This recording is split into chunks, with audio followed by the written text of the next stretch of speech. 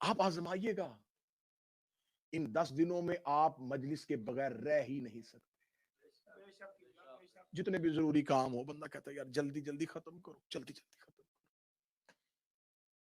چھوٹے چھوٹے بچے لے کے مائیں سخت موسم میں گھروں سے نکلتی ہے. مجھے حسین کی قسم، لوگ یہ سمجھتے ہیں شاید ہم مجلس میں جا رہے ہیں. حسین کی ماں دروازے پہ کھڑی ہو کے تمہیں آواز دے رہی ہے. تمہیں بلایا جاتا ہے، حسین کی ماں نام لے لے کے بلاتی ہے. مجلس سے ایک رات پہلے فرشت بنتی ہے، حسین کا بیٹا اور حسین کی بہن فرشت بناتی ہے. جب مومنین مجلس میں آتے ہیں دروازے پہ سجاد استقبال کرتے ہیں. پلٹ کے آ گئے تھے مدینے، واپس آباد ہو گیا تھا مدینہ. منہال کوفی آیا مولا سجاد کے پاس. اس نے کہا مولا مجھے خبر ہوئی آپ بہت روتے. مولا کربلا نے آپ کو ضعیف کر دیا، لیکن مولا ہم کیا کریں، میں اجازت لینے کے لیے آیا ہوں. میرا بیٹا جوان ہے، کربلا کے بعد میرا جی نہیں کرتا کہ ہم کوئی خوشی کریں. میں نے جملہ چھپایا تھا، اب اگر تم ہائے کہہ سکو تو میں جملہ بدلتا ہوں. منہال کہتا اکبر کے بعد جی نہیں کرتا کہ بیٹے کی شادی. مولا اکبر و قاسم کے بعد جی نہیں کرتا بیٹوں کی شادیاں کریں. اے میرا مولا پوچھنے آیا ہوں، اجازت ہے میں بیٹے کی شادی کروں؟ ہاں ہاں منہال یہ واجبات میں سے ہے، منہال جلدی کرو. میرے مولا پھر ایک حسرت ہے، آپ آئیں گے؟ جو ہی منہال نے مولا سجاد سے کہا نا آپ آئیں گے، سجاد رو کے کہتے ہیں کربلا کے بعد خوشیاں؟ جب سے میرا اکبر گھوڑے کی زین سے گرا مجھے خوشیاں اچھی نہیں لگتی. منہال کہتا مولا پھر ٹھیک ہے میں بیٹے کی شادی نہیں کروں. مولا جب تک آپ نہیں آئیں گے. مولا سجاد رو کہتے اچھا اگر تیری ضد ہے، تو نے اتنی محبت سے کہا ہے، پھر ایک میری بھی بات مان. مولا حکم. فرمایا اپنے بیٹے کی شادی پہ غریب کی مجلس کہتا ہوں.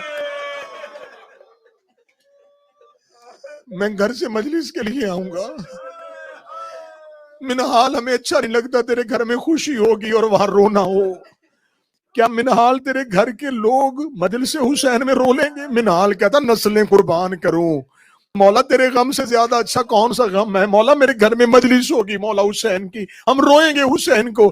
یہ کہنا تھا مولا سجاد اپنی جگہ سے اٹھ کے کھڑے ہوئے، دونوں ہاتھ ماتھے پہ رکھ کہتے تیرا بڑا شکریہ، تو میرے بابے کی مجلس کا اہتمام کر رہا ہے. یہ جملہ کہنا تھا منہال ہاتھ باندھ کے کہتا فرزند زہرا میرا شکریہ کیوں ادا کر رہا ہے؟ مولا یہ احسان نہیں ہے، یہ ہمارا حق بنتا ہے کہ ہم حسین کو روئے. منہال باہر والے دروازے پہ گیا تھا، یہ پردے سے کنیز آئی آگے مولا سجاد سے کہتی عالیہ کہہ رہی منہال سے کہے ایک کنات لگوانا زینب ساتھ آئے. منہال سے کہہ پردے کا اہتمام کرنا، میں زینب بھی ساتھ آؤں گی. جب کہا نا میں زینب ساتھ آؤں گی، تڑپ گیا منہال. رو کہتا مولا علی کی بیٹی میرے گھر، علی کی بیٹی میرے گھر. منہال جہاں مجلس ہوگی وہاں ہم جائیں گے. بس عزادار و منہال نے مجلس حسین کا انتظام کیا. لوگ مجلس میں آ کے بیٹھ گئے. منہال بار باہر والے دروازے کو دیکھ مجلس کے آغاز میں تکیے لگا کے بیٹھا.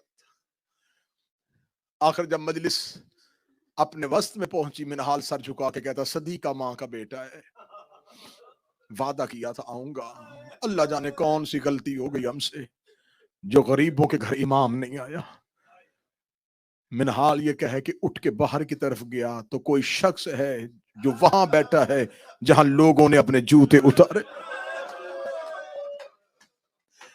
منہال ہاتھ پکڑ کے کہتا مسافر آگے جا کے بیٹھ. اتنا جملہ کہنا تھا یا سید الساجدین نے اپنے چہرے سے رومال ہٹایا، رو کے فرمایا منہال جب سے مجلس کا آغاز ہوا میں سجاد آ گیا ہوں. میں ان کا شکریہ ادا کرنے آیا ہوں جو میرے بابے کو رونے کے لیے آئے.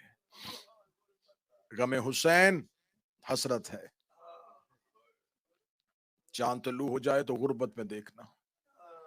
بس چاند کو دیکھ کے ایک ذہن میں بہت لینا, یہ چاند کس کس نے کہاں کہاں دیکھا.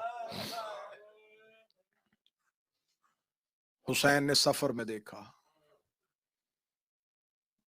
زینب نے محمل میں دیکھا, اصغر نے ماں کی گود میں دیکھا, اکبر نے گھوڑے کی زین پہ دیکھا,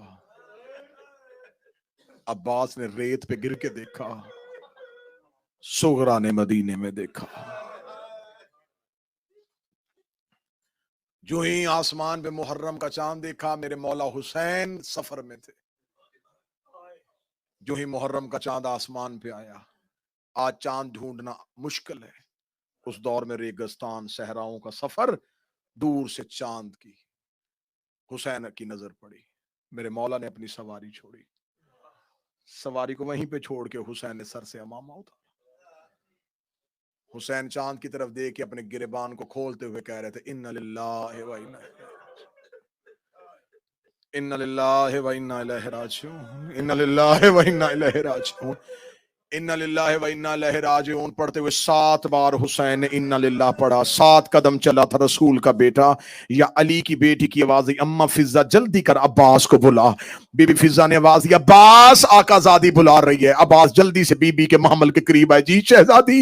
رو کے کہتی, عباس پتہ کر میرا حسین کہاں ہے, میرا جی گھبرا رہا ہے. فرمایا, بی بی کیوں حسین کو ڈھونڈ رہی ہیں؟ مولا حسین ابھی گھوڑے کی زین سے اتر کے گئے ہیں. بی بی رو کے کہتی ہے, اللہ جانے تھوڑی دیر سے میرے کان میں میری ماں کے رونے کی آواز آ رہی ہے, تھوڑی دیر گزری ہے میری ماں کے رونے کی آواز آ رہی ہے, میرے حسین کو بلاؤ. عباس روتے ہوئے وہاں گئے جہاں کریم میں کربلا تھا. مولا عالیہ نے تجھے بلایا ہے. حسین الٹے قدموں سے چلے, محمل کے قریب آ کر بول, علی کی بیٹی کیوں بلایا ہے؟ رو کے فرمایا, حسین اپنا سر میرے محمل کے اندر لا. حسین کا سر محمل کے اندر آیا. علی کی بیٹی نے حسین کے گلے میں باہیں ڈالی, ماتھا چوم کے کہتی, سچ بتا رویا کیوں تھا, سچ بتا رویا کیوں تھا؟ حسین رو کے کہتے, زینب محرم کا چاند طلوع ہو گیا ہے. رو کے کہتی, جب سے یہ چاند طلوع ہوا ہے بار بار میری چادر سر سے اتر رہی. حسین کہیں یہ تیرے اجڑنے کا چاند تو نہیں؟ رو کے فرمایا, ہاں عالیہ, یہی میری شہادت کا چاند ہے. اب اگلی سطر سننا, جو بہنوں کے بھائی بیٹھے ہو. بی بی نے کہا, کون سا چاند ہے؟ فرمایا, محرم کا. حسین, یہ وہی چاند ہے جس کی نانا نے خبر دی تھی. عالیہ, یہ وہی چاند ہے. یہ وہی چاند ہے جس کی بابے نے خبر دی تھی. عالیہ, یہ وہی چاند ہے. بھائی ہاسپٹل میں بیمار ہو نا, تو کوئی بہن کو کہہ دے کہ اب اس کی زندگی کے دن ختم ہونے والے ہیں, اس بہن سے لمحہ نہیں گزرتا. اگلی سطر ہائے کہہ کے سننا. جب عالیہ کو یقین ہو گیا یہ وہی چاند ہے, رو کہتی, حسین بتا کتنی راتیں رہ گئی. حسین رو کے کہتے, 9 راتوں کا مہمان ہے تیرا بھائی. تڑپ گئی مصطفیٰ کی بیٹیاں. رو کے کہتی ہے, حسین تھوڑی راتیں رہ گئی ہیں. حسین اب میری منت ہے, حسین میرے محمل سے دور نہ جانا. حسین میں بار بار تیرا چہرہ دیکھوں. حسین میرا تیرے بغیر اب جی نہیں لگے گا. حسین میں بار بار تیرا چہرہ دیکھوں. مدینے کے لوگ کہتے ہم محرم کا چاند آسمان پہ نہیں دیکھتے تھے, جعفر صادق کے گھر سے رونے کی اتنی آوازیں آتی تھی, ہمیں یقین ہو جاتا تھا کہ محرم کا چاند طلوع ہو گیا ہے. ایک شخص یمن کا رہنے والا مدینے میں چادروں کا کاروبار کرتا تھا.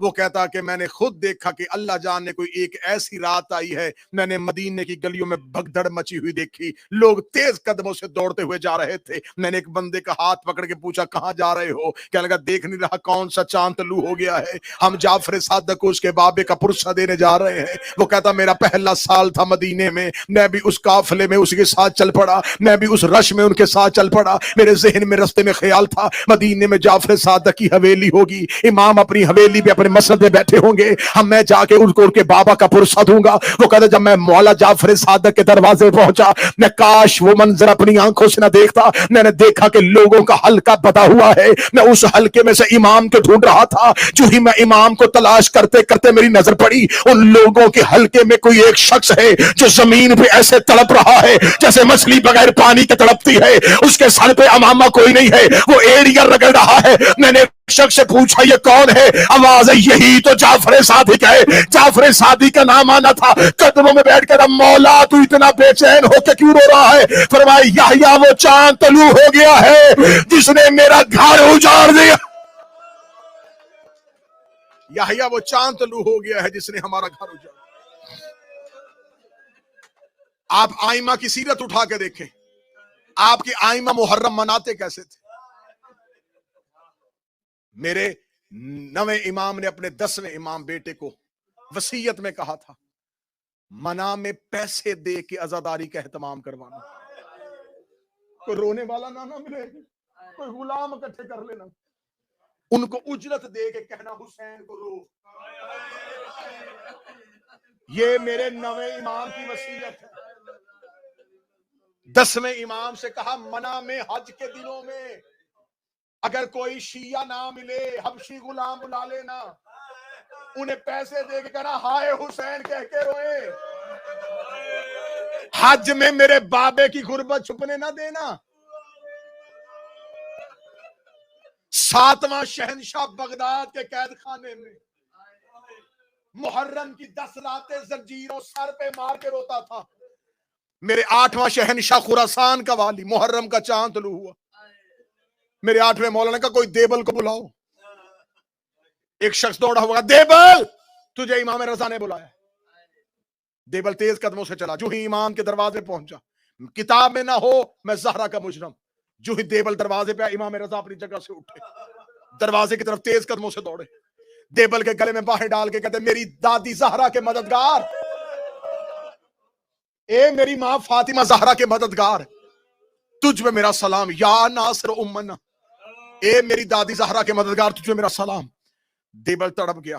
देबल तूने कोई मेरी जद का मरसिया लिखा है? देबल कहता रात ही नया मरसिया लिखा है। इमाम कहते जल्दी सुना, मैं हुसैन को रोना चाहता हूं। देबल मिंबर पे आया। देबल मिंबर के करीब खड़ा होकर मरसिया पढ़ने लगा। इमाम की आवाज़ रुक, मिंबर पे बैठ। देबल तड़प के कहता आप कहां बैठे? पहली रात है, हाय हुसैन कह के रो लेना। मौला आप कहां बैठेंगे? फरमाया मैं तेरे सामने जमीन पे बैठता।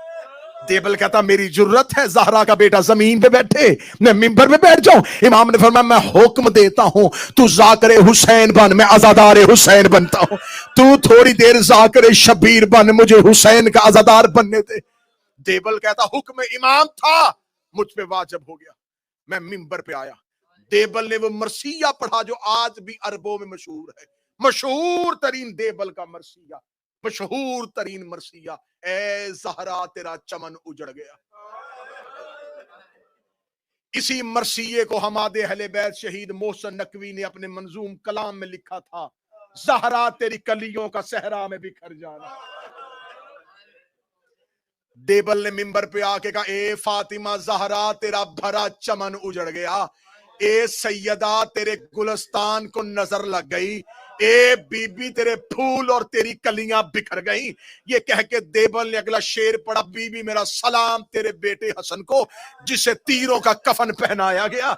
बीबी मेरा सलाम तेरे बेटे हुसैन पे जिसकी लाश को घोड़ों के सुम्मों से पमाल किया गया।